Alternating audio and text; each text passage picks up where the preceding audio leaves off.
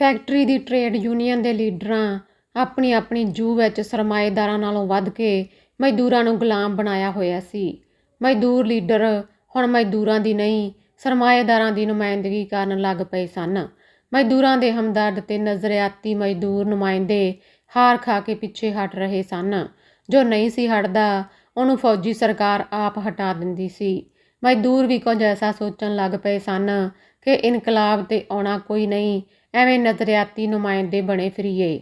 ਨਜ਼ਰਿਆਤੀ ਜਾਂ ਮਜ਼ਦੂਰ ਦੋਸਤ ਲੋਕਾਂ ਦੀ ਹਾਰ ਜਾਂ ਪਿੱਛੇ ਹਟਣ ਦੀ ਵਜ੍ਹਾ ਕਾਰਨ ਦੂਜੇ ਮਜ਼ਦੂਰ ਨੁਮਾਇੰਦੇ ਜਿਹੜੇ ਸਿਰਫ ਮਾਲ ਬਣਾਉਣਾ ਹੀ ਜਾਣਦੇ ਸਨ, ਵੱਧ ਕੇ ਅੱਗੇ ਆਏ। ਫੌਜੀ ਸਰਕਾਰ ਤੇ ਮਿੱਲਾਂ ਕਾਰਖਾਨਿਆਂ ਦੇ ਮਾਲਕਾਂ ਵੀ ਉਹਨਾਂ ਦਾ ਸਾਥ ਦਿੱਤਾ, ਜਿਹੜੇ ਨਜ਼ਰਿਆਤੀ ਨਹੀਂ ਸਨ। ਸਾਡੀ ਫੈਕਟਰੀ ਵਿੱਚ ਵੀ ਇਹੀ ਹਾਲ ਸੀ।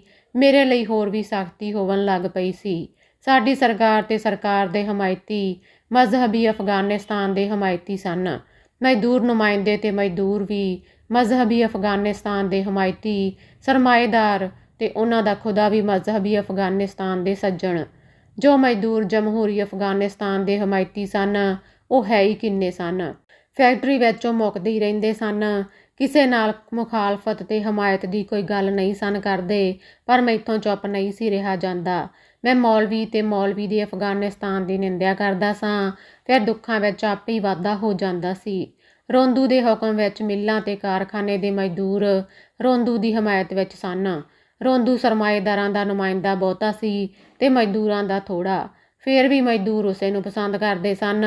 ਰੋਂਦੂ ਕਸਮਾਂ ਬਹੁਤ ਖਾਇਆ ਕਰਦਾ ਸੀ ਤੇ ਮਜ਼ਦੂਰ ਕਸਮਾਂ ਉੱਤੇ ਇਤਬਾਰ ਕਰ ਲੈਂਦੇ ਸਨ। ਰੋਂਦੂ ਦੇ ਖਿਲਾਫ ਨਜ਼ਰਿਆਤੀ ਮਜ਼ਦੂਰ ਕਾਫੀ ਮਸ਼ਹੂਰ ਸਨ। ਉਹਨਾਂ ਦਿਨਾਂ ਵਿੱਚ ਕਾਫਰਾਂ ਦਾ ਹਾਲ ਭੈੜਾ ਹੋਣਾ ਸ਼ੁਰੂ ਹੋ ਗਿਆ ਸੀ। ਇੱਕ ਦਿਨ ਰੋਂਦੂ ਮੈਨੂੰ ਆਪਣੇ ਘਰ ਬੁਲਾਇਆ। ਉਸ ਸ਼ਹਿਰ ਵਿੱਚ ਸੋਹਣਾ ਘਰ ਬਣਾਇਆ ਹੋਇਆ ਸੀ। ਰੋਂਦੂ ਕੋਲ ਨਵੀਂ ਕਾਰ ਤੇ ਰੋਜ਼ ਨਵੀਂ ਤੋਂ ਨਵੀਂ ਵਹੁਟੀ ਹੁੰਦੀ ਸੀ। ਇਹ ਸਾਰਾ ਕੁਝ ਉਸ ਮੈਨੂੰ ਵਿਖਾ ਕੇ ਆਖਿਆ, ਕਾਮਰੇਡ ਬਣਿਆ ਫਿਰਨਾ ਏ, ਇਹ ਸਾਰਾ ਕੁਝ ਤੇਰੇ ਕੋਲ ਹੋ ਸਕਦਾ ਏ? ਇਹ ਸਾਰੇ ਕੁਝ ਨੂੰ ਤੇ ਮੈਂ ਬਦਲਣਾ ਚਾਹੁੰਦਾ। ਬਾਲਪੁਣੇ ਤੋਂ ਲੈ ਕੇ ਹੁਣ ਤੀਕਰ ਤੇਰੀ ਖੋਪੜੀ ਵਿੱਚ ਅਕਲ ਨਹੀਂ ਆਈ ਗੋਗੀ, ਇਹ ਨਹੀਂਓ ਬਦਲ ਸਕਦਾ। ਰੋਂਦੂ ਚਾਹ ਪੀਂਦਿਆਂ ਮੇਜ਼ ਤੇ ਮੁੱਕਾ ਮਾਰ ਕੇ ਆਖਿਆ, ਰੁਲ ਕੇ ਮਰ ਜਾ ਸੇ ਗੋਗੀ, ਆ ਮੇਰੇ ਨਾਲ ਆ ਜਾ, ਤੇਰੀ ਕਿਸਮਤ ਬਦਲ ਜਾਵੇਗੀ। ਤੇਰੇ ਨਾਲ ਤੇ ਮੈਂ ਆਪਣੀ ਕਬਰ ਵੀ ਨਹੀਂ ਬਣਵਾਣੀ ਰੋਂਦੂ। ਜੇ ਇੰਜ ਦਾ ਹੀ ਤੇਰਾ ਸੁਭਾਅ ਰਿਹਾ ਤੇ ਖੌਰੇ ਤੈਨੂੰ ਕਬਰ ਵੀ ਨਸੀਬ ਹੋਵੇ ਕਿ ਨਾ। ਰੋਂਦੂ ਹੱਸ ਕੇ ਮਖੌਲ ਕਰਦਿਆਂ ਆਖਿਆ, ਮਰਨ ਮਗਰੋਂ ਕੋਈ ਫਿਕਰ ਨਹੀਂ, ਕਬਰ ਮਿਲੇ ਤਾਂ ਭਾਵੇਂ ਨਾ ਮਿਲੇ, ਪਰ ਤੇਰੇ ਵਾਂਗ ਲਾਹਨਤ ਲੈ ਕੇ ਜੱਗ ਤੋਂ ਨਹੀਂ ਜਾਣਾ। ਰੋਂਦੂ ਹੱਸਿਆ ਤੇ ਬਹੁਤ ਹੱਸਿਆ। ਲਾਹਨਤ ਤਾਂ ਤੈਨੂੰ ਜਿਉਂਦਿਆਂ ਪੈਂਦੀ ਪਈ ਏ, ਮੋਇਆਂ ਤੇ ਕੁਝ ਹੋਰ ਹੁਸੀ। ਮੈਂ ਗੁੱਸੇ ਨਾਲ ਰੋਂਦੂ ਨੂੰ ਗਾਲਾਂ ਕੱਢੀਆਂ ਤੇ ਉੱਥੋਂ ਆ ਗਿਆ, ਪਰ ਰੋਂਦੂ ਜਿੱਥੇ ਵੀ ਮਿਲਦਾ ਵੇਖ ਹੱਸਿਆ ਕਰਦਾ ਸੀ। ਰੋਂਦੂ ਦੀ ਸਮਾਜ ਵਿੱਚ ਹੈਸੀਅਤ ਬਣ ਗਈ ਹੋਈ ਸੀ। ਥਾਣੇ ਕਚਹਿਰੀ ਵਿੱਚ ਉਹਦੀ ਸਿਫਾਰਿਸ਼ ਚੱਲਦੀ ਸੀ। ਮੇਰੇ ਨਾਲ ਤੇ ਮੇਰਾ ਪਰਛਾਵਾਂ ਵੀ ਖੌਰੇ ਕਿੰਜ ਰਹਿ ਗਿਆ ਸੀ। ਹੁਜਰੇ ਵਾਲੇ ਦਰਵੇਸ਼ ਦੀ ਤਬੀਅਤ ਵੀ ਢਿੱਲੀ ਮੱਠੀ ਰਹਿਣ ਲੱਗ ਪਈ ਸੀ। ਗੁਰਦੇ ਖਰਾਬ ਹੋ ਗਏ ਸਨ ਤੇ ਸ਼ੂਗਰ ਵੀ ਬਹੁਤ ਸੀ। ਮਿਊਨਸਿਪਲ ਹਸਪਤਾਲ ਵਿੱਚ ਦਾਖਲ ਹੋਏ। ਮੈਂ ਅੰਦਰੋਂ ਬਹੁਤ ਡਰ ਗਿਆ ਸਾਂ। ਮੈਨੂੰ ਬਿਲਕੁਲ ਹੀ ਇਕੱਲੇ ਹੋਵਣ ਦਾ ਡਰ ਸੀ, ਜਿਹੜਾ ਇੱਕ ਵਾਰ ਫੇਰ ਆ ਚਿੰਬੜਿਆ ਸੀ। ਇੱਕ ਲੱਤ ਮੇਰੀ ਫੈਕਟਰੀ ਤੇ ਇੱਕ ਮਿਊਨਸਿਪਲ ਹਸਪਤਾਲ ਹੁੰਦੀ ਸੀ। ਸਾਈਂ ਅਖਤਰ ਨਾਲ ਜਦ ਮਿਲਦਾ ਤਾਂ ਉਹ ਸੁੱਤਾ ਹੁੰਦਾ ਸੀ। ਸਾਈਂ ਬੈਠਾ ਹੁੰਦਾ ਤਦ ਵੀ ਸੌਂ ਜਾਂਦਾ ਸੀ। ਗੱਲਾਂ ਕਰਦਾ ਸੌਂ ਜਾਂਦਾ। ਮੈਂ ਖਿੱਝ ਕੇ ਆਖਦਾ ਕਿ ਸਾਈਂ ਤੂੰ ਹਯਾਤੀ ਨੂੰ ਸੌਣ ਦਾ ਨਾਂ ਤੇ ਨਹੀਂ ਦੇ ਦਿੱਤਾ। ਜਵਾਬ ਵਿੱਚ ਸਾਈਂ ਆਖਦਾ, ਯਾਰ ਤੇਰੇ ਨਾਲ ਮਿਲ ਕੇ ਮੈਨੂੰ ਜ਼ਿਹਨੀ ਕੋਫਤ ਹੁੰਦੀ ਏ, ਤੂੰ ਤਾਂ ਅੱਖ ਹੀ ਨਹੀਂ ਲਾਵਣ ਦਿੰਦਾ। ਬੜੀ ਭੈੜੀ ਬਣੀ ਮੇਰੇ ਨਾਲ। ਹੁਜਰੇ ਵਾਲੇ ਬਾਅਦ ਸਾਈਂ ਸੀ, ਇਹ ਵੀ ਗਿਆ। ਮੈਂ ਡਰ ਗਿਆ।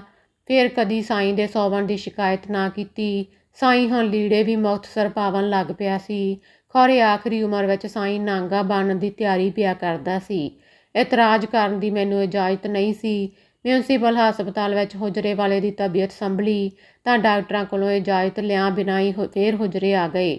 ਇੱਥੇ ਆ ਕੇ ਅਜੇ ਕੁਝ ਦਿਨ ਹੀ ਲੰਘੇ ਸਨ ਕਿ ਮੈਨੂੰ ਹੁਕਮ ਹੋਇਆ, ਸ਼ੇਖੂਪੁਰੀਆ ਇੱਕ ਪਾਰਟੀ ਆਈ ਏ ਮੇਰੇ ਕੋਲ, ਤੂੰ ਕੋਈ ਕਹਾਣੀ ਲਿਖ, ਫਿਲਮ ਬਣਾਵਣੀ ਆ।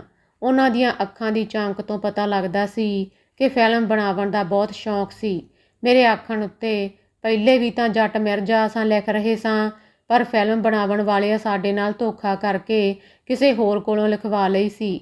ਹੁਣ ਵਾਲੀ ਪਾਰਟੀ ਉੱਤੇ ਕੌਣ ਇਤਬਾਰ ਕਰੇ? ਓਏ ਨਹੀਂ, ਉਹ ਤਾਂ ਨਾ ਸਮਝ ਸਨ। ਉਹਨਾਂ ਨੂੰ ਫਾਇਦਾ ਲੈਣਾ ਨਹੀਂ ਆਇਆ। ਉਹਨਾਂ ਨੂੰ ਸਮਝ ਹੀ ਨਹੀਂ ਸੀ ਹੁਣ ਦੀ ਵਾਰ ਅਸਾਂ ਆਪ ਫਿਲਮ ਬਣਾਵਾਂਗੇ, ਤੂੰ ਕਹਾਣੀ ਲਿਖ। ਮੈਂ ਫਿਲਮ ਸੁਣ ਕੇ ਕਹਾਣੀ ਲਿਖਣ ਵਿੱਚ ਰੁੱਝ ਗਿਆ। ਕਦੀ ਕਦੀ ਕਹਾਣੀ ਉੱਤੇ ਗੱਲ ਕਰਨ ਲਈ ਆਉਂਦਾ ਤਾਂ ਅੱਗੋਂ ਹੁਕਮ ਹੁੰਦਾ ਜਾਂ ਨਸੀਰੇ ਨੂੰ ਬੁਲਾ ਲਿਆ। ਇੱਕ ਦੋ ਵਾਰ ਮੈਂ ਨਸੀਰ ਨੂੰ ਨਾਲ ਹੀ ਲੈ ਕੇ ਆਇਆ ਸਾਂ। ਜਦ ਨਸੀਰਾ ਹੁਜਰੇ ਆ ਜਾਂਦਾ ਮੈਨੂੰ ਹੁਕਮ ਹੁੰਦਾ, ਹੁਣ ਜਾ ਤੂੰ। ਮੈਨੂੰ ਬੜਾ ਗੁੱਸਾ ਆਉਂਦਾ, ਬੜਬੜ ਕਰਦਾ ਹੋਇਆ ਚਲਾ ਜਾਂਦਾ, ਪਰ ਅੰਦਰੋਂ ਨਸੀਰ ਨੂੰ ਗਾਲਾਂ ਕੱਢਦਾ ਜਾਂਦਾ। ਇੱਕ ਦਿਨ ਕੁਝ ਫਲ ਦੇ ਕੇ ਆਖਿਆ, ਜਾਂ ਨਸੀਰੇ ਦੀ ਮਾਂ ਨੂੰ ਦੇ ਆ ਤੇ ਨਸੀਰੇ ਨੂੰ ਬੁਲਾ ਲਿਆ। ਮੇਰਾ ਦਿਲ ਕੀਤਾ ਸਾਰੇ ਫਲ ਪਿੰਡ ਲੈ ਜਾਵਾਂ ਤੇ 8ਵੇਂ ਦਿਨ ਉੱਤੇ ਆਖਾਂ ਜੀ ਉਹ ਘਰ ਨਹੀਂ ਮਿਲਿਆ, ਨਾ ਹੀ ਉੱਥੇ ਉਹਦੀ ਮਾਂ ਸੀ। ਪਰ ਮੈਂ ਇੰਜ ਨਹੀਂ ਸਾਂ ਕਰ ਸਕਦਾ। ਮੈਂ ਸਿੱਧਾ ਨਸੀਰੇ ਦੇ ਘਰ ਹੀ ਗਿਆ। ਨਸੀਰਾ ਫੇਰ ਘਰ ਨਹੀਂ ਸੀ ਮਿਲਿਆ। ਉਹਦੀ ਮਾਂ ਮੈਨੂੰ ਅੰਦਰ ਬੁਲਾ ਲਿਆ, ਪਾਣੀ ਧਾਣੀ ਤੇ ਰੋਟੀ ਬਾਰੇ ਪੁੱਛਿਆ। ਨਸੀਰੇ ਦੀ ਮਾਂ ਵੱਲੋਂ ਹੁਜਰੇ ਵਿੱਚ ਇੰਨੀ ਦਿਲਚਸਪੀ ਵੇਖ ਕੇ ਮੈਨੂੰ ਹੋਰ ਹੈਰਤ ਹੋਈ। ਮੈਂ ਸੋਚਿਆ ਹੁਜਰੇ ਵਾਲੇ ਦੇ ਨਾਲ ਪਤਾ ਨਹੀਂ ਕੀ ਤੁਅੱਲਕ ਏ ਇਸ ਘਰ ਦਾ। ਮੈਂ ਵਾਪਸ ਹੁਜਰੇ ਵਿੱਚ ਆ ਕੇ ਸਾਰੀ ਗੱਲ ਸੁਣਾਈ ਤਾਂ ਉਸਤਾਦ ਜੀ ਬਹੁਤ ਖੁਸ਼ ਹੋਏ।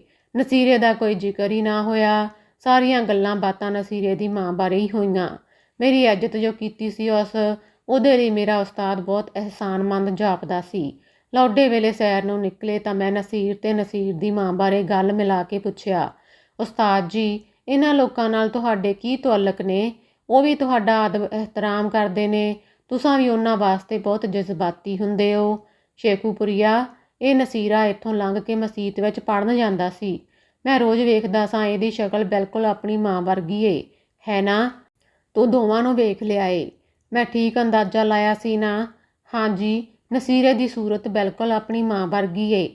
ਹਾਂ, ਤਾਂ ਜਾਦੇ ਮੁੰਡਾ ਮੇਰੇ ਬੂਹੇ ਅੱਗੋਂ ਦੀ ਲੰਘਦਾ ਸੀ ਤਾਂ ਮੇਰਾ ਦਿਲ ਧੜਕਣ ਲੱਗ ਪੈਂਦਾ ਸੀ।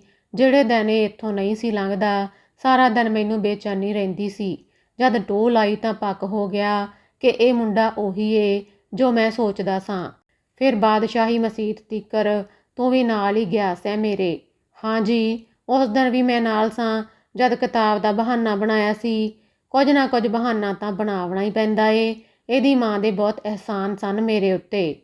ਮਾਂਟੋ ਪਾਰਕ ਵਿੱਚ ਬੈਠਦਿਆਂ ਉਹਨਾਂ ਆਖਿਆ, ਸ਼ੇਖੂਪੁਰੀਆ, ਛੋਟੇ ਹੁੰਦਿਆਂ ਮੇਰੇ ਲੱਕ ਦੁਆਲੇ ਕੱਛਾ ਤੇ ਗਲ ਵਿੱਚ ਸਲੂਕਾ ਹੁੰਦਾ ਸੀ। ਸਿਹਤ ਵੱਲੋਂ ਚੰਗੀ ਰਤ-ਪਤ ਵਿੱਚ ਹੁੰਦਾ ਸਾਂ। ਸਿਰ ਤਾਂ ਸ਼ੁਰੂ ਤੋਂ ਟੈਂਡ ਕਰਾਇਆ ਹੋਇਆ ਸੀ। ਇਹ ਕੁਝ ਹੀ ਮਿਲਿਆ ਸੀ ਘਰ ਵੱਲੋਂ ਮੈਨੂੰ। ਇਹ ਗੱਲ ਮੈਂ ਤੈਨੂੰ ਪਹਿਲੇ ਵੀ ਦੱਸੀ ਹੋਸੀ ਖੌਰੇ। ਹਾਂ ਜੀ, ਮੈਂ ਹੰਗੂਰਾ ਭਰਿਆ। ਮੈਂ ਛੋਟੀ ਉਮਰੇ ਜੋੜ ਜੋੜਨ ਲੱਗ ਪਿਆ ਸਾਂ।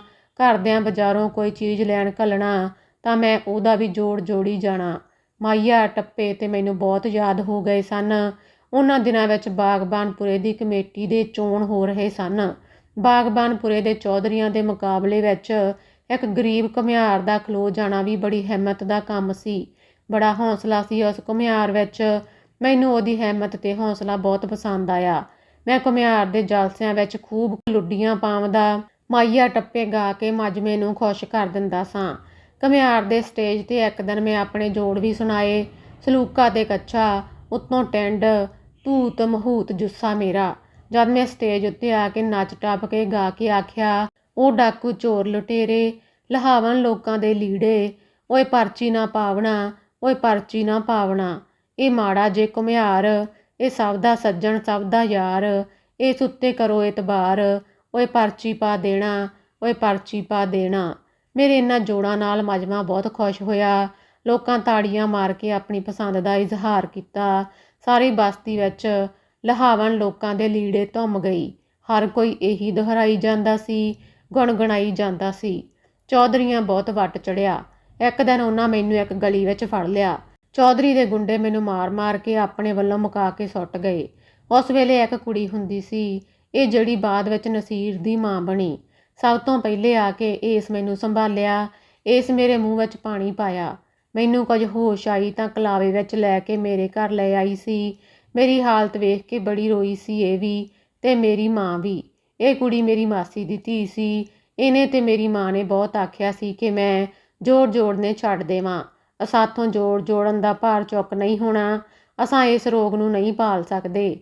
ਪਰ ਸ਼ੇਖੂਪੁਰੀਆ, ਮਾਰ ਖਾਵਣ ਮਗਰੋਂ ਤਾਂ ਮੇਰੇ ਵਿੱਚ ਹੋਰ ਸਖਤੀ ਆ ਗਈ ਸੀ। ਮੇਰੀ ਕੌੜ ਵੱਧ ਗਈ ਸੀ।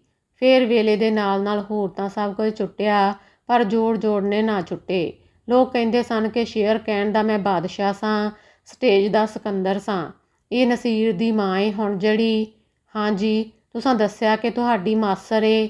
हाँ, ਇਹ ਮੈਨੂੰ ਚੰਗੀ ਲੱਗਦੀ ਸੀ, ਮੈਨੂੰ ਪਿਆਰ ਵੀ ਕਰਦੀ ਸੀ। ਮਤਲਬ ਇਹ ਕਿ ਅਸਾਂ ਇੱਕ ਦੂਜੇ ਨੂੰ ਪਸੰਦ ਕਰਦੇ ਸਾਂ। ਇਹ ਕੁੜੀ ਮੇਰੀ ਮਾਂ ਨੂੰ ਵੀ ਬਹੁਤ ਪਸੰਦ ਸੀ। ਮਾਂ ਦੀ ਰੀਝ ਸੀ ਕਿ ਮੈਂ ਇਹਦੇ ਨਾਲ ਵਿਆਹ ਕਰਵਾ ਲਵਾਂ, ਪਰ ਨਾ ਸ਼ੇਖੂਪੁਰੀਆ, ਮੈਂ ਹਰ ਵਾਰ ਟਾਲ ਜਾਂਦਾ ਸਾਂ, ਨਾ ਕਰ ਦਿੰਦਾ ਸਾਂ। ਉਹ ਕਿਉਂ? ਜਦ ਤੁਸਾਂ ਇੱਕ ਦੂਜੇ ਨੂੰ ਪਸੰਦ ਕਰਦੇ ਸੋ ਫੇਰ ਕਿਉਂ? ਮੇਰਾ ਸਵਾਲ ਸੀ। ਮੈਂ ਚਾਹੁੰਦਾ ਸਾਂ ਆਪਣੇ ਪੈਰਾਂ ਉੱਤੇ ਖਲੋ ਜਾਵਾਂ, ਪਹਿਲੇ ਕੋਈ ਘਰ ਹੋਵੇ। ਮੇਰੇ ਆਪਣੇ ਲਈ ਕੋਈ ਘਰ ਨਹੀਂ ਸੀ, ਫਿਰ ਉਹਨੂੰ ਕਿੱਥੇ ਰੱਖਦਾ। ਬਸ ਮੈਂ ਇਸ ਲਈ ਹੀ ਟਾਲਦਾ ਰਿਹਾ ਸਾਂ। ਤੁਹਾਨੂੰ ਕੋਈ ਆਸ ਹੈ ਸੀ ਕਿ ਪੈਰਾਂ ਉੱਤੇ ਖਲੋ ਜਾਸੋ ਤੇ ਘਰ ਵੀ ਬਣ ਜਾਸੀ? ਆਸ ਤਾਂ ਕੋਈ ਨਹੀਂ ਸੀ, ਪਰ ਫਿਰ ਵੀ ਪਤਾ ਨਹੀਂ ਕਿਉਂ ਇੱਕ ਲਾਰ ਜਿਹੀ ਦਿਲ ਨੂੰ ਲੱਗੀ ਰਹਿੰਦੀ ਸੀ ਕਿ ਭਲੇ ਦਿਨ ਆਵਣਗੇ, ਸਮਾਜ ਤਬਦੀਲ ਹੋਵੇਗਾ, ਲੋਕਾਂ ਦੇ ਦੁੱਖ ਘਟ ਜਾਵਣਗੇ। ਇੰਨੀ ਗੱਲ ਕਰਕੇ ਉਹਨਾਂ ਇੱਕ ਲੰਮਾ ਸਾਹ ਲਿਆ, ਜਿਵੇਂ ਅੰਦਰੋਂ ਰੋ ਰਹੇ ਹੋਵਣ। ਅਸਾਂ ਮਾਂਟੋ ਪਾਰਕ ਤੋਂ ਹੀ ਪਰਤ ਆਏ। ਅੱਜ ਫੇਰ ਅੱਗੇ ਜਾਵਣ ਨੂੰ ਉਹਨਾਂ ਦਾ ਜੀਅ ਨਾ ਕੀਤਾ। ਉਹਨਾਂ ਦੇ ਗੋਡੇ ਵੀ ਦੁਖਣ ਲੱਗ ਪਏ ਸਨ। ਗੋਡਿਆਂ ਵਿੱਚ ਸਖਤੀ ਆ ਗਈ ਹੋਈ ਸੀ। ਉਹ ਗੋਡਿਆਂ ਨੂੰ ਬਹੁਤ ਘੱਟ ਹੀ ਦੂਰਾ ਕਰ ਸਕਦੇ ਸਨ। ਹੁਜਰੇ ਆ ਕੇ ਗੱਲ ਟੋਰਨ ਲਈ ਮੈਂ ਕੋਈ ਬਹਾਨਾ ਹੀ ਲੱਭ ਰਿਹਾ ਸਾਂ ਕਿ ਉਹਨਾਂ ਆਪ ਹੀ ਗੱਲ ਅੱਗੇ ਟੋਰੀ। ਸ਼ੇਖੂਪੁਰੀਆ, ਇੱਕ ਵਾਰ ਮੇਰੀ ਮਾਂ ਬਹੁਤ ਜਿੱਦ ਕੀਤੀ ਤਾਂ ਮੈਂ ਚੁੱਪ ਰਿਹਾ ਸਾਂ। ਮਾਂ ਸਮਝਾਇਆ ਕਿ ਮੈਂ ਵਿਆਹ ਵਾਸਤੇ ਤਿਆਰ ਹਾਂ। ਉਹਨੇ ਕੁਝ ਪ੍ਰਾਹੁਣਿਆਂ ਨੂੰ ਸਲਾਹ ਮਸ਼ਵਰੇ ਵਾਸਤੇ ਘਰ ਬੁਲਾਵਣ ਦਾ ਸੁਨੇਹਾ ਘੱਲ ਦਿੱਤਾ। ਮੈਨੂੰ 3 ਰੁਪਏ ਦੇ ਕੇ ਆਖਿਆ, ਜਾ ਬਾਜ਼ਾਰੋਂ ਕਣਕ ਦਾ ਆਟਾ ਪਿਸਵਾ ਲਿਆ, ਪਰਸੋਂ ਸਾਡੇ ਕੁਝ ਪ੍ਰਾਹੁਣੇ ਆ ਰਹੇ ਨੇ। ਮੈਂ ਸਮਝ ਗਿਆ ਕਿ ਪ੍ਰਾਹੁਣੇ ਕਿਉਂ ਆਉਣੇ ਨੇ। ਬਾਜ਼ਾਰ ਗਿਆ, ਅੱਗੋਂ ਉੱਥੇ 3 ਸਿੱਖ ਮਿਲੇ ਜੋ ਮੈਨੂੰ ਭਾਲਦੇ ਫਿਰਦੇ ਸਨ। ਮੇਰਾ ਪਤਾ ਉਹਨਾਂ ਮੈਥੋਂ ਹੀ ਪੁੱਛਿਆ। ਉਹਨਾਂ ਜਲਸੇ ਵਾਸਤੇ ਪੰਡਿਤ ਨਹਿਰੂ ਨੂੰ ਬੁਲਾਇਆ ਹੋਇਆ ਸੀ ਤੇ ਪੰਡਿਤ ਜੀ ਉਹਨਾਂ ਨੂੰ ਮੈਨੂੰ ਬੁਲਾਵਣ ਲਈ ਆਖਿਆ। ਇਸੇ ਲਈ ਇਹ ਸਿੱਖ ਘਬਰਾਏ ਹੋਏ ਸਨ। ਉਸੇ ਰਾਤ ਹੀ ਜਲਸਾ ਸੀ। ਸਿੱਖ ਮੈਨੂੰ ਨਾਲ ਲਿਜਾਣਾ ਚਾਹੁੰਦੇ ਸਨ। ਜਲਸਿਆਂ ਦਾ ਮੈਂ ਵੀ ਸ਼ੌਕੀਨ ਸਾਂ। ਮੇਰੇ ਕੋਲ ਜਿਹੜੇ 3 ਰੁਪਏ ਸਨ, ਉਹਨਾਂ ਨਾਲ ਸਿੱਖਾਂ ਦੀ ਸੇਵਾ ਕੀਤੀ ਤੇ ਉੱਥੋਂ ਹੀ ਉਹਨਾਂ ਦੇ ਨਾਲ ਚਲਾ ਗਿਆ। ਲੁਧਿਆਣੇ ਵਿੱਚ ਜਲਸਾ ਸੀ। ਮਸਾਂ ਮਰ ਕੇ ਵੇਲੇ ਸਿਰ ਅੱਪੜ ਸਕੇ ਸਾਂ। ਜਲਸਾ ਅੰਗਰੇਜ਼ ਸਰਕਾਰ ਦੇ ਖਿਲਾਫ ਸੀ। ਜਲਸਾ ਪੜ੍ਹਨ ਮਗਰੋਂ ਝੱਟ ਹੀ ਮੈਂ ਗ੍ਰਿਫਤਾਰ ਹੋ ਗਿਆ ਸਾਂ। 3 ਮਹੀਨੇ ਦੀ ਨਜ਼ਰਬੰਦੀ ਹੋਈ। ਚੌਥੇ ਮਹੀਨੇ ਘਰ ਆਇਆ ਤਾਂ ਮਾਂ ਆਖਿਆ, ਕਣਕ ਪੱਕੀ ਏ ਤਾਂ ਆਇਆ ਏ। ਉਸ ਵੇਲੇ ਸ਼ੇਖੂਪੁਰੀਆ ਬੜੀ ਸ਼ਰਮ ਆਈ ਸੀ ਮੈਨੂੰ। ਮਾਂ ਕੋਲੋਂ ਮਾਲੂਮ ਹੋਇਆ ਕਿ ਮੇਰੀ ਮਸੇਰ ਮੈਥੋਂ ਬਹੁਤ ਨਾਰਾਜ਼ ਏ, ਕਿਉਂ ਜੋ ਮਸੇਰ ਦੇ ਖਿਆਲ ਮੁਜਬ ਮੈਂ ਉਹਦੇ ਕੋਲੋਂ ਨੱਸ ਕੇ ਗਿਆ ਸਾਂ ਤੇ ਇੰਜ ਮੈਂ ਉਹਦੀ ਤੇ ਉਹਦੇ ਘਰ ਦੀ ਹੇਠੀ ਕੀਤੀ ਸੀ। ਸਾਡੇ ਘਰ ਉਹਨਾਂ ਪ੍ਰਾਹੁਣਿਆਂ ਹੀ ਆਵਣਾ ਸੀ। ਮੇਰੀ ਮੰਗਣੀ ਹੋਣੀ ਸੀ। ਉਹਨਾਂ ਗੁੱਸੇ ਵਿੱਚ ਆ ਕੇ ਮੇਰੀ ਮਸੇਰ ਦੀ ਮੰਗਣੀ ਕਿਸੇ ਹੋਰ ਪਾਸੇ ਕਰ ਦਿੱਤੀ। ਫਿਰ ਮੈਨੂੰ ਮਿਲਣ ਦਾ ਵੇਲਾ ਹੀ ਨਹੀਂ ਸੀ ਮਿਲਿਆ। ਵੇਲਾ ਵੀ ਕੀ ਮਿਲਦਾ, ਮੈਂ ਆਪ ਹੀ ਆਜ਼ਾਦੀ ਵਾਸਤੇ ਕੰਮ ਕਰਦਾ ਫਿਰਦਾ ਸਾਂ। ਬਰੇ ਸਗੀਰ ਉਪ ਮਹਾਂਦੀਪ ਹਿੰਦੁਸਤਾਨ ਦੇ ਵਿੱਚ ਲੋਕਾਂ ਦੇ ਨਾਲ ਰਲ ਕੇ ਅੰਗਰੇਜ਼ ਸਾਮਰਾਜ ਨੂੰ ਲਲਕਾਰ ਰਿਹਾ ਸਾਂ। ਜਿੱਥੇ ਵੀ ਕਾਂਗਰਸ ਦਾ ਜਲਸਾ ਹੁੰਦਾ ਮੈਂ ਉੱਥੇ ਹੀ ਮੌਜੂਦ ਹੁੰਦਾ ਸਾਂ। ਫਿਰ ਇੱਥੇ ਹੁਜਰੇ ਵਿੱਚ ਆ ਕੇ ਮੁਲਾਕਾਤ ਨਹੀਂ ਸੀ ਹੋ ਸਕਦੀ। ਉਹ ਹੈ ਵੀ ਮੈਥੋਂ ਨਾਰਾਜ਼ ਸੀ। ਮੈਂ ਹੁਜਰੇ ਵਿੱਚ ਆ ਗਿਆ, ਪਰ ਮਾਂ ਉੱਥੇ ਬਾਗਬਾਨਪੁਰੇ ਹੀ ਰਹੀ ਸੀ ਮਰਨ ਤੀਕਰ। ਜਦੋਂ ਮੇਰੀ ਮਾਂ ਮਰੀ ਮੈਂ ਇੱਥੇ ਹੀ ਸਾਂ। ਮੈਨੂੰ ਖਬਰ ਹੋਈ। ਇਸ ਗੱਲ ਦਾ ਵੀ ਦੁੱਖ ਏ ਸ਼ੇਖੂਪੁਰੀਆ ਕਿ ਮਾਂ ਦੇ ਮਰਨ ਵੇਲੇ ਮੈਂ ਕੋਲ ਨਹੀਂ ਸਾਂ। ਤੂੰ ਆਪਣੀ ਮਾਂ ਦੇ ਮਰਨ ਵੇਲੇ ਕੋਲ ਸੈਂ? ਹਾਂ ਜੀ, ਮੈਂ ਕੋਲ ਸਾਂ। ਇੱਥੇ ਮੈਂ ਝੂਠ ਬੋਲਿਆ ਜਦ ਕਿ ਮਾਂ ਦੇ ਮਰਨ ਵੇਲੇ ਮੈਂ ਕੋਲ ਨਹੀਂ ਸਾਂ। ਉਹਨਾਂ ਦੱਸਿਆ 100 ਰੁਪਈਆ ਸੀ ਮੇਰੇ ਕੋਲ। ਆਪਣੇ ਯਾਰ ਨਿੱਕੂ ਨੂੰ ਕਫਨ ਲਈ ਉਹ 100 ਰੁਪਈਆ ਦੇ ਦਿੱਤਾ, ਪਰ ਨਿੱਕੂ ਯਾਰ ਜਾ ਕੇ ਜੂਆ ਖੇਡਿਆ ਤੇ ਹਾਰ ਗਿਆ। ਹੁਣ ਨਾ ਹੀ ਨਿੱਕੂ ਮਿਲੇ ਤੇ ਨਾ ਹੀ ਕਫਨ। ਮੈਂ ਬੜਾ ਹੀ ਪਰੇਸ਼ਾਨ।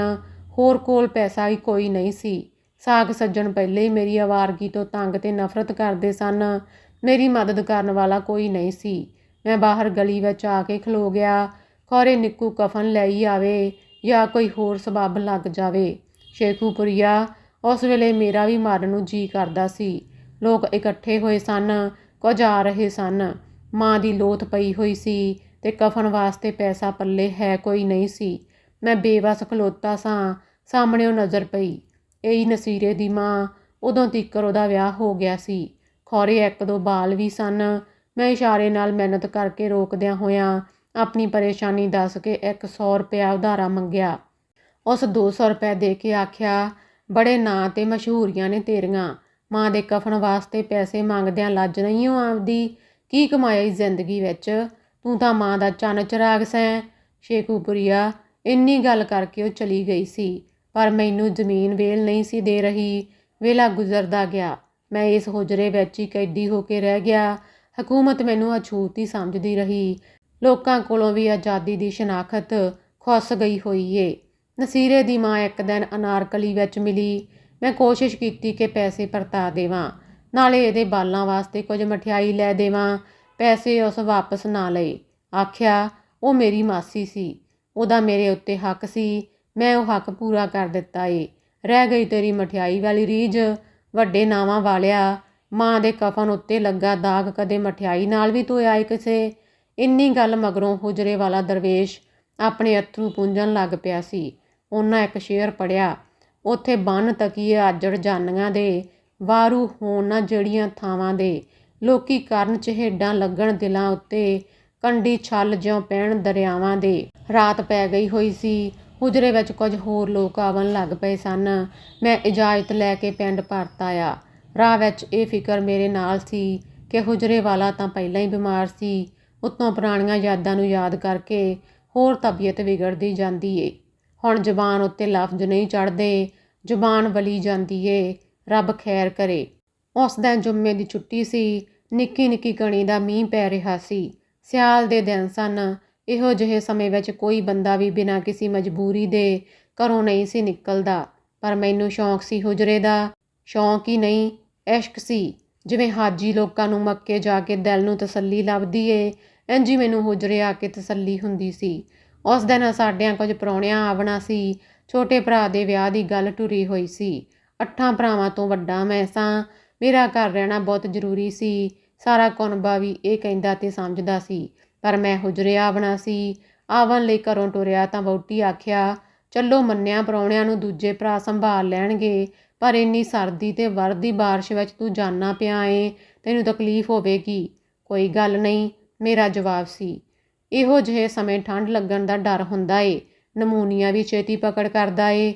ਮੈਂ ਮੁਸਕਰਾ ਕੇ ਆਖਿਆ, ਪਕੜ ਸਾਨੂੰ ਕੋਈ ਹੋਰ ਏ ਭਲੀਏ, ਸਾਨੂੰ ਨਮੂਨੀਏ ਦਾ ਕੀ ਖੌਫ। ਇੰਨੀ ਗੱਲ ਕਰਕੇ ਟੁਰਿਆ ਤਾਂ ਮਗਰੋਂ ਵਹੁਟੀ ਆਵਾਜ਼ ਨਾ ਮਾਰੀ। ਉਹ ਖੌਰੇ ਮੇਰੀ ਖੈਰੀਅਤ ਦੀ ਦੁਆ ਮੰਗਣ ਲੱਗ ਪਈ ਹੋਵੇਗੀ। ਬੱਦਲ ਹੋਰ ਨੀਵਾਂ ਤੇ ਹੋਰ ਵਰ ਰਿਹਾ ਸੀ। ਹੁਜਰੇ ਆਵਣ ਤੀਕਰ ਮੇਰੀ ਉਤਲੀ ਚਾਦਰ ਭਿੱਜ ਗਈ ਹੋਈ ਸੀ। ਹੁਜਰੇ ਵਿੱਚ ਉਸਤਾਦ ਜੀ ਖੱਗਾ ਮੱਛੀ ਪਕਾ ਰਹੇ ਸਨ, ਨਾਲ ਚੌਲ ਵੀ ਪਕਾਏ ਸਨ। ਮੇਰੀ ਹਾਲਤ ਪਾਣੀ ਵਿੱਚ ਡਿੱਗੇ ਚੂਹੇ ਵਰਗੀ ਵੇਖ ਕੇ ਹੁਜਰੇ ਵਾਲੇ ਝਟ ਕਰਕੇ ਉਤਲੀ ਚਾਦਰ ਬਦਲਣ ਲਈ ਆਖਿਆ। ਆਪਣੀ ਚਾਦਰ ਮੇਰੇ ਹਵਾਲੇ ਕਰ ਦਿੱਤੀ। ਆਪਣੀ ਉਤਲੀ ਚਾਦਰ ਲਾਹ ਕੇ ਮੈਂ ਇੱਕ ਪਾਸੇ ਰੱਖ ਦਿੱਤੀ, ਪਰ ਆਪਣੇ ਉਸਤਾਦ ਦੇ ਉੱਤੋਂ ਚਾਦਰ ਨਹੀਂ ਸਨ ਲਹਿਵਾਉਣੀ ਚਾਹੁੰਦਾ। ਉਹਨਾਂ ਦਾ ਹੁਕਮ ਸੀ ਕਿ ਇਹ ਸੁੱਕੀ ਚਾਦਰ ਲੈ ਕੇ ਇੱਧਰ ਮੰਜੀ ਉੱਤੇ ਲਿਹਾਫ ਵਿੱਚ ਵੜ ਜਾ। ਹੁਜਰੇ ਵਿੱਚ ਇੱਕ ਹੀ ਬਿਸਤਰ ਸੀ। ਉਹ ਆਪ ਹੀ ਸੌਂਦੇ ਬਹਿੰਦੇ ਸਨ। ਇਸ ਵੇਲੇ ਲੱਤਾਂ ਲਮਕਾ ਕੇ ਬੈਠੇ ਹੋਏ ਸਨ। ਸਾਹਮਣੇ ਆਪਣੇ ਅੱਗੇ ਅੰਗੀਠੀ ਰੱਖ ਕੇ ਮੱਛੀ ਪਕਾ ਰਹੇ ਸਨ। 5-6 ਬੰਦੇ ਹੋਰ ਬੈਠੇ ਹੋਏ ਸਨ, ਜਿਹੜੇ ਹਾਂਡੀ ਪਕਾਉਣ ਵਿੱਚ ਮਦਦ ਕਰ ਰਹੇ ਸਨ। ਕੋਈ ਥੋਮ ਚੱਲ ਰਿਹਾ ਸੀ, ਕੋਈ ਗੰਢੇ ਚੱਲ ਰਿਹਾ ਸੀ, ਕੋਈ ਕੁਤਰ ਰਿਹਾ ਸੀ। ਇੰਜ ਦੇ ਨਿੱਕੇ ਨਿੱਕੇ ਤੇ ਹਾਂਡੀ ਰੋਟੀ ਵਾਸਤੇ ਜ਼ਰੂਰੀ ਕੰਮਾਂ ਵਿੱਚ ਸਾਰੇ ਰੁੱਝੇ ਹੋਏ ਸਨ। ਪਰ ਇੱਕ ਪੁਰਾਣੇ ਆਵਣ ਵਾਲੇ ਕੁਝ ਨਹੀਂ ਸਨ ਕਰ ਰਹੇ, ਸਿਰਫ ਗੱਲਾਂ ਹੀ ਕੀਤੀ ਜਾਂਦੇ ਸਨ। ਮੇਰੇ ਉਸਤਾਦ ਦੀਆਂ ਕੀਤੀਆਂ ਹੋਈਆਂ ਗੱਲਾਂ ਉਹਨਾਂ ਦੇ ਨਾਂ 'ਤੇ ਸ਼ੇਅਰਾਂ ਨੂੰ ਦੁਹਰਾ ਦੁਹਰਾ ਕੇ ਦੂਜਿਆਂ ਨੂੰ ਖੁਸ਼ ਕਰ ਰਹੇ ਸਨ। ਦਰਵੇਸ਼ ਦੀਆਂ ਤਾਰੀਫਾਂ ਕਰ ਕਰਕੇ ਕਹਿ ਰਹੇ ਸਨ ਕਿ ਜੇ ਅਸਾਂ ਲੋਕ ਇੱਥੇ ਨਾ ਆਉਂਦੇ ਤਾਂ ਖੌਰੇ ਕਿਹੜੇ ਭੈੜੇ ਹਾਲ ਵਿੱਚ ਹੁੰਦੇ। ਸੱਚੀ ਗੱਲ ਏ ਕਿ ਸਾਨੂੰ ਜ਼ਿੰਦਗੀ ਗੁਜ਼ਾਰਨ ਦਾ ਚੱਜ ਇੱਥੋਂ ਹੀ ਲੱਭਾ ਏ। ਇਹ ਸਾਡੀ ਖੁਸ਼ਕਿਸਮਤੀ ਏ ਕਿ ਅਸਾਂ ਵੇਲੇ ਦੇ ਸੁਕਰਾਤ ਦੇ ਹੁਜਰੇ ਵਿੱਚ ਬੈਠੇ ਹੋਏ ਹਾਂ। ਹਾਂਡੀ ਪਕਾਉਣ ਵੇਲੇ ਜੇ ਕਦੀ ਪੁਰਾਣੇ ਸਾਹਿਬ ਬੈਠੇ ਹੁੰਦੇ ਤਾਂ ਗੋਸ਼ਤ ਦੀ ਹਾਂਡੀ ਵਿੱਚ ਹਰ ਵਾਰ ਚਮਚਾ ਹਿਲਾਵਣ ਵੇਲੇ ਉਸਤਾਦ ਜੀ ਇੱਕ ਬੋਟੀ ਕੱਢ ਕੇ ਉਸ ਸਾਹਿਬ ਦੇ ਅੱਗੇ ਰੱਖਦੇ ਤੇ ਆਖਦੇ, ਜਰਾ ਵੇਖੋ ਜੀ ਬੋਟੀ ਗਲ ਗਈ ਕਿ ਨਹੀਂ ਅਜੇ। ਵੇਖਣ ਵਿੱਚ ਉਹ ਅੱਧੀ ਹਾਂਡੀ ਖਾ ਜਾਂਦੇ। ਹਮੇਸ਼ਾ ਇੰਝ ਹੀ ਹੁੰਦਾ ਸੀ ਕਿ ਇੱਥੇ ਸਭ ਨਾਲੋਂ ਜ਼ਿਆਦਾ ਫਾਇਦਾ ਉਹ ਪੁਰਾਣੇ ਸਾਹਿਬ ਹੀ ਲੈਂਦੇ ਸੀ। ਸਭ ਨਾਲੋਂ ਜ਼ਿਆਦਾ ਗੱਲਾਂ ਵੀ ਉਹੀ ਕਰਦੇ ਸਨ। ਕਈ ਵਾਰ ਉਹ ਸਾਹਿਬ ਗਲਤ ਗੱਲਾਂ ਵੀ ਕਰ ਜਾਂਦੇ ਸਨ, ਸ਼ੇਅਰ ਗਲਤ ਪੜ੍ਹ ਜਾਂਦੇ ਸਨ। ਅੱਜ ਮੱਛੀ ਪੱਕ ਰਹੀ ਸੀ। ਹਾਂਡੀ ਵੱਲ ਉਹ ਸਾਹਿਬ ਝਾਕਦੇ ਸਨ, ਪਰ ਹੁਣ ਕੁਝ ਨਹੀਂ ਸੀ ਮਿਲ ਰਿਹਾ। ਮੇਰੇ ਲਈ ਇਹ ਵੀ ਬਹੁਤ ਵੱਡੀ ਹੈਰਤ ਸੀ ਕਿ ਇਹ ਬੰਦਾ ਬੋਲਦਾ ਏ ਤੇ ਉਸਤਾਦ ਜੀ ਗਲਤ ਗੱਲ ਉੱਤੇ ਟੋਕਦੇ ਕਿਉਂ ਨਹੀਂ, ਸਗੋਂ ਖੁਸ਼ ਹੁੰਦੇ ਨੇ। ਰੱਜਦੀ ਹਾਂਡੀ ਵਿੱਚੋਂ ਬੋਟੀਆਂ ਚੱਖਣ ਦੇ ਬਹਾਨੇ ਖਵਾ ਦਿੰਦੇ ਸਨ। ਫਿਰ ਲੋੜਾ ਏ ਕਿ ਇਹ ਸਾਹਿਬ ਹੁਜਰੇ ਵਿੱਚ ਆਨਾ ਤੱਕ ਨਹੀਂ ਸਨ ਖਰਚ ਕਰਦੇ। ਰੋਜ਼ ਨਾਸ਼ਤਾ ਵੀ ਹੁਜਰੇ ਵਿੱਚੋਂ, ਭੱਤੇ ਵੇਲਾ ਵੀ ਇੱਥੋਂ, ਤੇ ਸ਼ਰਾਬ ਵੀ ਇੱਥੋਂ ਚੱਖਦੇ ਸਨ। ਆਪਣੇ ਜ਼ਾਤੀ ਕੰਮ ਕਰਾਉਣ ਲਈ ਵੀ ਦਰਵੇਸ਼ ਨੂੰ ਨਾਲ ਲੈ ਕੇ ਜਾਂਦੇ ਸਨ। ਇੱਕ ਵਾਰ ਇਹਨਾਂ ਦੇ ਪੁੱਤਰ ਨੂੰ ਲਾਹੌਰ ਕਾਲਜ ਵਿੱਚ ਦਾਖਲਾ ਨਹੀਂ ਸੀ ਪਿਆ ਮਿਲਦਾ। ਝੱਟ ਉਸਤਾਦ ਜੀ ਨੂੰ ਨਾਲ ਲਿਜਾ ਕੇ ਪੁੱਤਰ ਦਾ ਦਾਖਲਾ ਕਰਵਾ ਲਿਆ। ਕਾਰੋਬਾਰੀ ਝਗੜੇ ਵਿੱਚ ਵੀ ਉਸਤਾਦ ਜੀ ਦੇ ਤੁਅੱਲਕਾਤ ਤੋਂ ਫਾਇਦਾ ਲੈਂਦਾ, ਪਰ ਹੁਜਰੇ ਵਿੱਚ ਕੁਝ ਵੀ ਨਹੀਂ ਸੀ ਖਰਚ ਕਰਦਾ, ਜਦ ਕਿ ਹੁਜਰੇ ਵਿੱਚ ਆਉਣ ਵਾਲੇ ਸਾਰੇ ਮੈਂਬਰ ਆਪਣੀ ਹੈਸੀਅਤ ਮੂਜਬ ਕੁਝ ਨਾ ਕੁਝ ਖਰਚ ਕਰਨ ਵਿੱਚ ਹੀ ਆਪਣੀ ਖੁਸ਼ੀ ਸਮਝਦੇ ਸਨ। ਇੱਕ ਮੇਰੇ ਪੱਲੇ ਹੀ ਕੁਝ ਨਹੀਂ ਸੀ। ਇੱਕ ਦੋ ਵਾਰ ਮੈਂ ਕੁਝ ਖਰਚ ਕਰਨ ਦਾ ਯਤਨ ਵੀ ਕੀਤਾ, ਪਰ ਮੇਰੇ ਗੁਰੂ ਮਨਾ ਕਰਦਿਆਂ ਹੋਇਆਂ ਆਖਿਆ ਸੀ, ਸ਼ੇਖੂਪੁਰੀਆ, ਮੇਰੇ ਨਾਲੋਂ ਤੇਰੀਆਂ ਲੋੜਾਂ ਬਹੁਤੀਆਂ ਨੇ, ਤੂੰ ਇੱਥੇ ਕੁਝ ਨਾ ਖਰਚਿਆ ਕਰ। ਮੈਂ ਬਥੇਰਾ ਆਖਿਆ, ਗੁਰੂ, ਜਦ ਅਸਾਂ ਸਾਰੇ ਰਲ ਕੇ ਅੰਨ ਪਾਣੀ ਕਰਨੇ ਆ ਤੇ ਫੇਰ ਖਰਚ ਆਪਣੇ ਉੱਤੇ ਹੋਇਆ, ਤੁਹਾਡੇ ਲਈ ਤੇ ਨਹੀਂ। ਮੇਰੀ ਇਸ ਗੱਲ ਦੀ ਦਲੀਲ ਨੂੰ ਉਹਨਾਂ ਰੱਦ ਕਰ ਦਿੱਤਾ। ਉਹਨਾਂ ਆਖਿਆ, ਬੇਸ਼ੱਕ ਇੱਥੇ ਜੋ ਕੁਝ ਪੱਕਦਾ ਏ ਤੁਸੀਂ ਆਪੇ ਹੀ ਖਾਂਦੇ ਪੀਂਦੇ ਹੋ, ਫੇਰ ਵੀ ਮੈਂ ਨਹੀਂ ਚਾਹੁੰਦਾ ਕਿ ਕਿਸੇ ਗਰੀਬ ਨੂੰ ਇੱਥੇ ਕੁਝ ਖਰਚ ਕਰਨਾ ਪਵੇ। ਮੈਨੂੰ ਇਹ ਬਿਲਕੁਲ ਪਸੰਦ ਹੀ ਨਹੀਂ। ਮੈਥੋਂ ਜ਼ਿਆਦਾ ਗਰੀਬੀ ਕਿਸ ਵੇਖੀਏ। ਤੈਨੂੰ ਤੇ ਮਾਲੂਮ ਏ ਕਿ ਮੇਰੀ ਹਯਾਤੀ ਕਿੰਨੀ ਤਲਖ ਤੇ ਫਾਕਿਆਂ ਮਾਰੀ ਲੰਘੀ ਏ। ਇਹ ਵੀ ਮੈਂ ਤੈਨੂੰ ਦੱਸਿਆ ਏ ਕਿ ਮੇਰੀ ਮਾਂ ਚੌਧਰੀਆਂ ਦੇ ਘਰ ਵਿੱਚ ਨੌਕਰ ਸੀ ਤੇ ਮੈਂ ਵੀ ਨਾਲ ਜਾਂਦਾ ਹੁੰਦਾ ਸਾਂ। ਜੀ, ਤੁਸਾਂ ਦੱਸਿਆ ਸੀ। ਫਿਰ ਅੱਜ ਇਹ ਵੀ ਸੁਣ ਲੈ ਕਿ ਬਾਕੀ ਦੇ ਘਰ ਦੇ ਜੀਆਂ ਵਾਸਤੇ ਰੋਟੀ ਚੁਰਾ ਕੇ ਮੈਨੂੰ ਫੜਾਇਆ ਕਰਦੀ ਸੀ। ਉਹੀ ਚੁਰਾਈ ਹੋਈ ਰੋਟੀ ਬਾਕੀ ਦੇ ਘਰ ਵਾਲੇ ਖਾ ਕੇ ਢਿੱਡ ਦੀ ਭੁੱਖ ਨੂੰ ਕੁਝ ਚਿਰ ਲਈ ਦਬਾ ਲੈਂਦੇ ਸਨ। ਅਗਲੇ ਦਿਨ ਫੇਰ ਰੋਟੀ ਦੀ ਚੋਰੀ ਲਈ ਸੋਚ ਕਰਨ ਲੱਗ ਪੈਂਦੇ ਸਾਂ। ਗੱਲ ਤਾਂ ਮਾੜੀ ਸੀ, ਪਰ ਭੁੱਖ ਸਭ ਤੋਂ ਮਾੜੀ ਹੁੰਦੀ ਏ। ਇੰਜ ਦੀਆਂ ਗੱਲਾਂ ਮੇਰੇ ਨਾਲ ਅਕਸਰ ਉਸ ਵੇਲੇ ਕਰਦੇ ਸਨ ਜਦ ਅਸਾਂ ਦੋਵੇਂ ਇਕੱਲੇ ਹੁਜਰੇ ਵਿੱਚ ਹੁੰਦੇ ਜਾਂ ਸੈਰ ਲਈ ਜਾਂਦੇ ਸਾਂ। ਗੱਲ ਕਿਸੇ ਕਿਤਾਬ ਤੋਂ ਸ਼ੁਰੂ ਹੋਵੇ ਤੇ ਭਾਵੇਂ ਕਿਸੇ ਸ਼ੇਅਰ ਤੋਂ, ਸਮਾਜ ਦੀ ਬਣਤਰ ਤੋਂ ਸ਼ੁਰੂ ਹੁੰਦੀ ਹੋਈ ਗੱਲ ਭੁੱਖ ਉੱਤੇ ਆਉਂਦੀ ਤਾਂ ਭੁੱਖ ਦੇ ਹਵਾਲੇ ਨਾਲ ਮੇਰਾ ਤੇ ਮੇਰੇ ਉਸਤਾਦ ਜੀ ਦਾ ਜੀਵਨ ਘੜੀ ਮੁੜੀ ਘੁੰਮ ਘੁਮਾ ਕੇ ਗੱਲ ਦੇ ਵਿੱਚ ਆ ਜਾਂਦਾ ਸੀ। ਅਸਾਂ ਦੋਵਾਂ ਦਾ ਜੀਵਨ ਤਲਖ ਸੀ, ਜਬਰ ਤੇ ਤਸ਼ੱਦਦ ਵਿੱਚ ਫਸਿਆ ਹੋਇਆ। ਕਰੋੜਾਂ ਇਨਸਾਨਾਂ ਨਾਲ ਸਾਡਾ ਸੀਰ ਇਸ ਜੀਵਨ ਦੇ ਹਵਾਲੇ ਨਾਲ ਬਣ ਜਾਂਦਾ ਸੀ। ਪੱਤੇ ਵੇਲੇ ਤੋਂ ਵਿਹਲੇ ਹੋ ਕੇ ਲੋਕ ਇੱਕ ਇੱਕ ਕਰਕੇ ਚਲੇ ਗਏ। ਉਹ ਸਾਹਿਬ ਅਜੇ ਵੀ ਗੱਲਾਂ ਕੀਤੀ ਜਾ ਰਹੇ ਸੀ। ਉਸਤਾਦ ਜੀ, ਮੈਂ ਤੁਹਾਡੀ ਨਜ਼ਮ ਫਲਾਂ ਥਾਂ ਉੱਤੇ ਸੁਣਾਈ ਸੀ। ਲੋਕ ਬਹੁਤ ਖੁਸ਼ ਹੋਏ ਸਨ। ਮੈਂ ਇੰਜ ਸ਼ੇਰਾਂ ਦੀ ਤਸ਼ਰੀਹ ਕੀਤੀ ਤੇ ਇੰਜ ਕਰਕੇ ਸਮਝਾਇਆ। ਉਹਨਾਂ ਇੰਜ ਕਿਹਾ ਤੇ ਮੈਂ ਇੰਜ ਆਖਿਆ। ਉਸ ਸਾਹਿਬ ਦੀ ਹਰ ਗੱਲ ਉਸਤਾਦ ਜੀ ਬੜੇ ਧਿਆਨ ਨਾਲ ਸੁਣ ਰਹੇ ਸਨ, ਹੂੰ ਕਰਦੇ ਸਨ। ਉਸ ਬੰਦੇ ਦੀਆਂ ਕੁਝ ਗਲਤੀਆਂ ਉੱਤੇ ਮੈਨੂੰ ਖਿਝ ਚੜ ਰਹੀ ਸੀ, ਪਰ ਜਦ ਉਸਤਾਦ ਜੀ ਕੁਝ ਨਹੀਂ ਬੋਲ ਰਹੇ ਫਿਰ ਮੈਂ ਕਿਉਂ ਟੋਕਾਂ। ਪਰ ਟੋਕਣ ਨੂੰ ਮੇਰਾ ਜੀ ਬਹੁਤ ਕਰਦਾ ਸੀ। ਹੁਣ ਮੈਨੂੰ ਕੁਝ ਸ਼ੇਅਰ ਤੇ ਕਹਾਣੀ ਦੀ ਸਮਝ ਆ ਗਈ ਹੋਈ ਸੀ, ਪਰ ਮੈਂ ਚੁੱਪ ਹੀ ਰਿਹਾ। ਪਤਾ ਨਹੀਂ ਕਿਉਂ ਮੇਰੇ ਮੂੰਹ ਨੂੰ ਜੰਦਰਾ ਹੀ ਵੱਜਾ ਰਿਹਾ। ਬਿਸਤਰੇ ਵਿੱਚੋਂ ਮੈਂ ਨਿਕਲ ਆਇਆ ਹੋਇਆ ਸਾਂ। ਮੇਰਾ ਪਾਲਾ ਲੱਥ ਗਿਆ ਹੋਇਆ ਸੀ। ਉੱਤੋਂ ਮੱਛੀ ਚੌਲ ਦੀ ਗਰਮੀ, ਉਸ ਗਰਮੀ ਨਾਲ ਮੇਰਾ ਅੰਦਰਲਾ ਪੇਂਡੂ ਜਾਗਣ ਲੱਗ ਪਿਆ ਸੀ। ਉਹ ਸਾਹਿਬ ਸੋਫਿਆਂ ਤੇ ਤਸਵਾਫ ਤੋਂ ਗੱਲ ਟੋਰਦੇ ਹੋਏ ਉਸਤਾਦ ਜੀ ਦੀ ਉਦਾਸੀ ਉੱਤੇ ਲੈ ਆਏ। ਆਖਿਆ, ਉਸਤਾਦ ਜੀ, ਤੁਹਾਡੀ ਉਦਾਸੀ ਦਾ ਕਾਰਨ ਰੱਬ ਕੋਲੋਂ ਦੂਰੀ ਏ। ਮੇਰੇ ਖਿਆਲ ਵਿੱਚ ਤੁਸਾਂ ਮਜ਼ਾਰਾਂ ਤੇ ਦਰਬਾਰਾਂ ਉੱਤੇ ਜਾਇਆ ਕਰੋ। ਉੱਥੇ ਦਰਵੇਸ਼ਾਂ, ਸਾਧੂਆਂ ਤੇ ਫਕੀਰਾਂ ਦੀ ਮਹਿਫਲ ਵਿੱਚ ਬੈਠ ਕੇ ਵੇਖੋ, ਤੁਹਾਡੀ ਰੂਹ ਨੂੰ ਚੈਨ ਅਤੇ ਆਨੰਦ ਮਿਲੇਗਾ।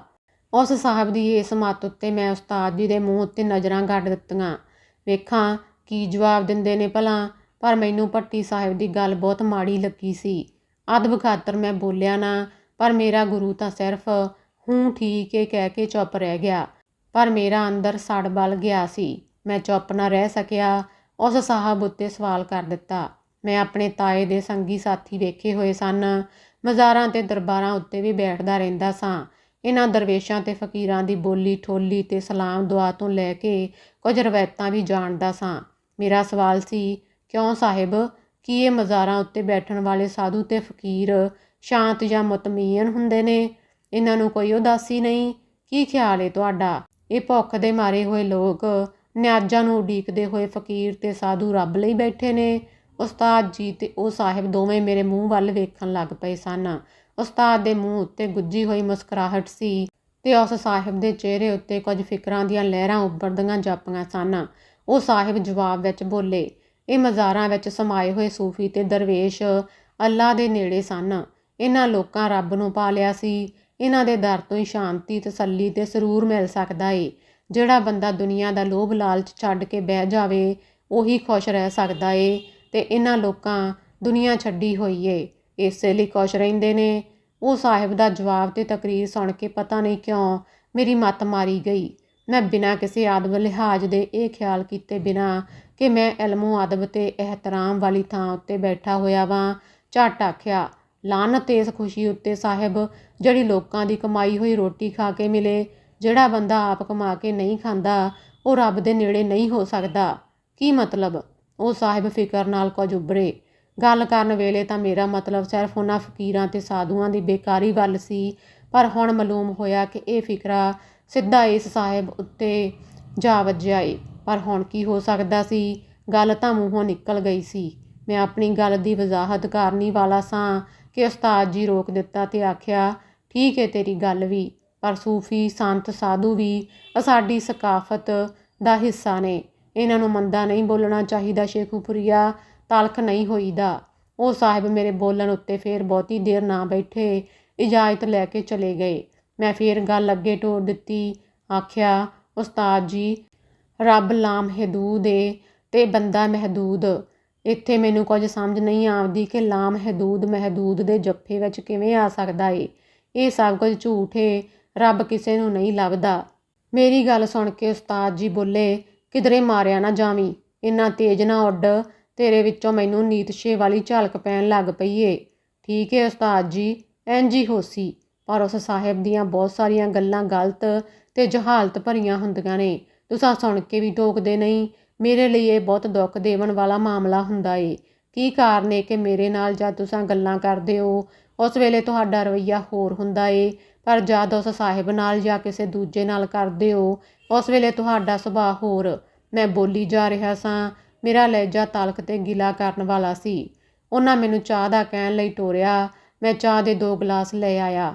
ਚਾਹ ਪੀਂਦਿਆਂ ਆਖਿਆ, ਸ਼ੇਖੂਪੁਰੀਆ, ਇੱਥੇ ਹਰ ਬੰਦੇ ਦੇ ਅੰਦਰ ਦੁੱਖਾਂ ਦੀ ਪਟਾਰੀ ਏ। ਹਰ ਬੰਦਾ ਆਪਣੇ ਆਪਣੇ ਖਿਆਲਾਂ ਦੇ ਘੇਰੇ ਵਿੱਚ ਏ। ਕਿਸੇ ਦੇ ਖਿਆਲਾਂ ਦਾ ਘੇਰਾ ਖੁੱਲ੍ਹਾ ਹੁੰਦਾ ਏ ਤੇ ਕਿਸੇ ਦਾ ਸੌੜਾ। ਇੱਥੇ ਹੁਜਰੇ ਵਿੱਚ ਹਰ ਕਿਸਮ ਦਾ ਬੰਦਾ ਆਉਂਦਾ ਏ। ਤੂੰ ਵੀ ਤਾਂ ਵੇਖਦਾ ਰਹਿਣਾ ਏ। ਜੀ ਹਾਂ, ਵੇਖਦਾ ਹਾਂ ਕਿ ਇੱਥੇ ਹਰ ਕਿਸਮ ਦਾ ਬੰਦਾ ਆਉਂਦਾ ਏ ਤੇ ਆਪਣੀ ਆਪਣੀ ਸੁਣਾ ਕੇ ਚਲਾ ਜਾਂਦਾ ਏ। ਬਸ ਇਹੀ ਗੱਲ ਏ ਸ਼ੇਖੂਪੁਰੀਆ, ਮੈਂ ਉਹਨਾਂ ਦੇ ਖਿਆਲਾਂ ਦੇ ਘੇਰੇ ਵਿੱਚ ਜਾਂਦਾ ਵਾਂ ਤੇ ਜੇ ਮੈਂ ਉਹਨਾਂ ਨੂੰ ਆਪਣੇ ਖਿਆਲਾਂ ਦੇ ਘੇਰੇ ਵਿੱਚ ਲਿਆਵਾਂ ਤਾਂ ਉਹ ਟੁੱਟ ਜਾਣਗੇ ਸ਼ੇਖੂਪੁਰੀਆ।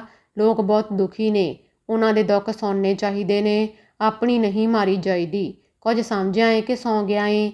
ਉਹਨਾਂ ਹੱਸਦਿਆਂ ਹੋਇਆਂ ਆਖਿਆ, ਪੀ ਚਾਹ, ਤੈਨੂੰ ਕੁਝ ਹੋਸ਼ ਆਵੇ। ਉੱਧਰ ਵੇਖ, ਡੱਬੇ ਵਿੱਚ ਕੁਝ ਮਠਿਆਈ ਪਈ ਹੋਈ ਏ, ਜਰਾ ਖਾ ਕੇ ਵਿਖਾ। ਮੈਂ ਮਠਿਆਈ ਵਾਲਾ ਡੱਬਾ ਚੁੱਕ ਕੇ ਉਹਨਾਂ ਅੱਗੇ ਕੀਤਾ। ਇੱਕ ਡਲੀ ਪਤੀਸੇ ਦੀ ਉਹਨਾਂ ਫੜ ਲਈ ਤੇ ਕੁਝ ਮੈਂ ਖਾ ਕੇ ਡੱਬਾ ਉੱਥੇ ਰੱਖ ਦਿੱਤਾ। ਖੌਰੇ ਝੜੀ ਲੰਮੀ ਪਈ ਹੁੰਦੀ ਸੀ। ਝਟ ਝਟ ਮਗਰੋਂ ਮੀਂਹ ਵਰਨ ਲੱਗ ਪੈਂਦਾ ਸੀ। ਖੌਰੇ ਇਸ ਕਾਰਨ ਹੁਜਰੇ ਵੱਲ ਕੋਈ ਨਹੀਂ ਸੀ ਆ ਰਿਹਾ। ਮੈਂ ਫੇਰ ਉਸ ਸਾਹਿਬ ਵਾਲੀ ਗੱਲ ਛੇੜ ਦਿੱਤੀ। ਉਸਤਾਦ ਜੀ ਵੀ ਸਮਝ ਗਏ ਕਿ ਇਹ ਉਸ ਬੰਦੇ ਨੂੰ ਸਮਝਿਆਂ ਬਿਨਾਂ ਜਾਨ ਨਹੀਂ ਛੱਡੇਗਾ। ਉਹਨਾਂ ਜੋ ਕੁਝ ਸਮਝਾਇਆ, ਗੱਲ ਮੇਰੀ ਸਮਝ ਵਿੱਚ ਆ ਗਈ। ਉਹਨਾਂ ਦੇ ਖਿਆਲ ਵਿੱਚ ਉਹ ਸਾਹਿਬ ਇੱਕ ਮੌਜੂ ਸਨ ਮੇਰੇ ਲਈ, ਜਿਹੜਾ ਮੇਰੀ ਨਕਲ ਮੇਰੇ ਸਾਹਮਣੇ ਕਰਦਾ ਏ।